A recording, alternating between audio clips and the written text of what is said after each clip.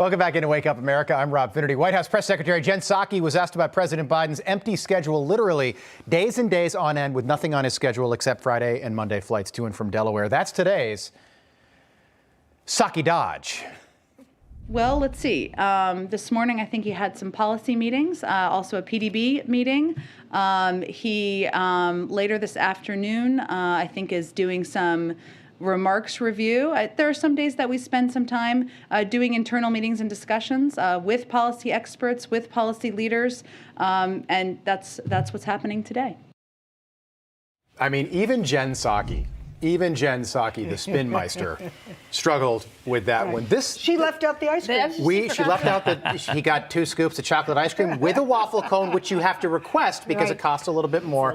But this is a serious issue. We have a producer that before every show will give me the president's schedule, just because at first he was like, hey, look, there's nothing on the schedule today. You know, they'll say, the schedule will say he accepts the presidential briefing. But that's just you're getting a leather-bound notebook, and whether you read it or not, in Kamala Harris's case, not. But he has days where he doesn't do a darn thing. And this was the fear. That may be good. This was the fear that true. Imagine if he was working 25% more of the time. Yeah, right. What would be happening? But this plural. is a crises, plural. This would be. We'd have even more crises. What do you make of this, Betsy?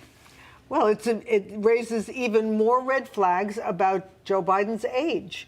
Not to be rude, but the fact is he has demonstrated when he is at the podium or when he is negotiating that he's probably not up to the task. And then we see that he's working fewer and fewer hours and performing fewer duties. And we have to keep thinking 25th Amendment.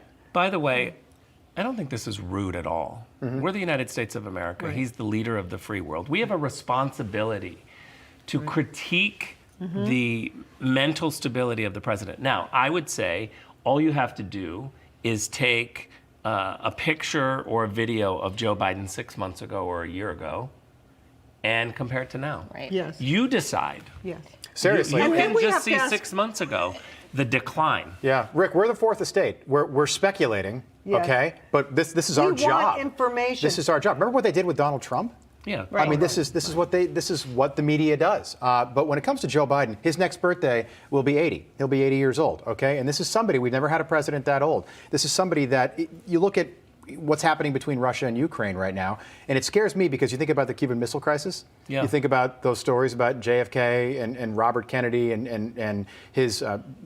Bob McNamara, the Secretary of Defense at the time, they were up for hours and hours, days on end with no sleep, averting a crisis, a nuclear By the way, war. I don't think it's just because you're 80. My mom is 80. She could be president. My grandmother was in her 90s. Yeah. She was whip smart, had all her marbles, Yes. and she was Well, super call your energetic. mom. But She could be president of the United States. You know, She'd have Rick a raised a very really good- important issue. It's not just what Biden isn't doing, but who is calling the shots. Yes. He proposed that we should take a closer look at Susan Rice. right, Look, We don't see her at the podium. no, she's behind the scenes. but is she Geppetto behind the scenes? Well, the puppet 100%. master? We do know that Susan Rice's deputies in the Obama administration, one was Avril Haines, who's running intelligence, and the other was Anthony Blinken, Right. who is running the State Department. So you cannot tell me that Susan Rice is not having a strong hand in both the State Department and the Department of National Intelligence, and the media haven't noticed. And they have They're no not- access to her. Deliberately. They have no access to On her. They're not purpose. asking her tough questions. She's in charge of both of those. Let me show you an Anthony Blinken tweet from a day ago, by the way. Our Secretary of State put this out. Just imagine if Mike Pompeo did this. It's not his Spotify playlist, but Anthony Blinken tweets out, I #stand with Ukraine. The State Department stands with Ukraine. The United States stands with Ukraine. Rick, what effect do you think that will have on Vladimir Putin's psyche? Not much. Not much. I mean, we've seen the pictures where Joe Biden is in a conversation with President Putin, and you can see the strength in that picture. You know who's in charge.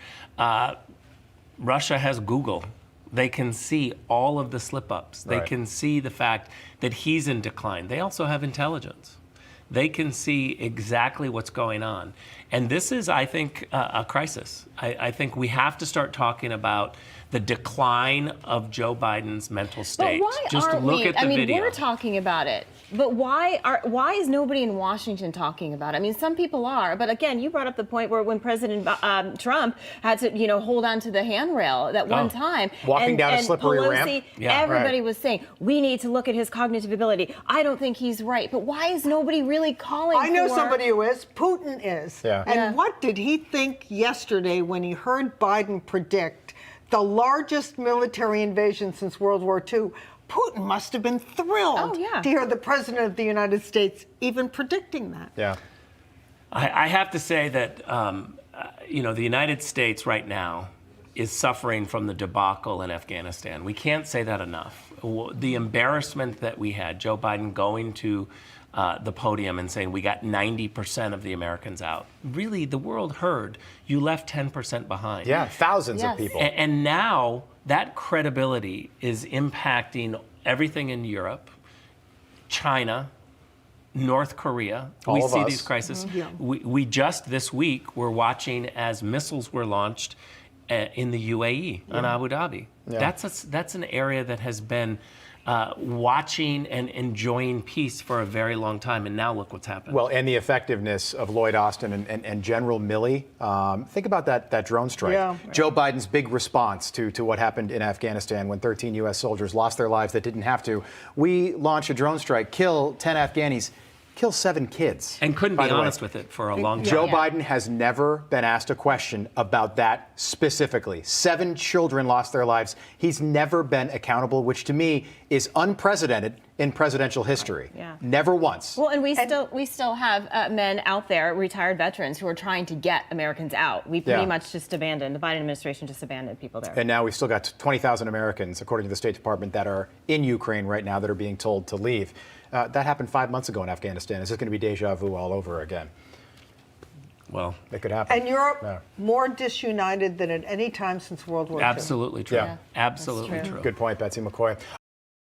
Hey, I'm Rob Finnerty. Thanks for watching. If you enjoyed this video, please join the conversation in the comments below. Don't forget to subscribe, too.